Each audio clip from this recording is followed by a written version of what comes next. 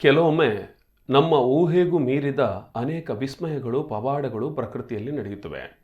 ಅದಕ್ಕೆ ಉದಾಹರಣೆ ಎಂಬಂತೆ ಬೆಳ್ತಂಗಡಿಯಲ್ಲಿ ಕೋಳಿಯೊಂದು ಗೇರುಬೀಜ ಆಕೃತಿಯ ಮೊಟ್ಟೆಯನ್ನು ಇಡ್ತಾ ಇದೆ.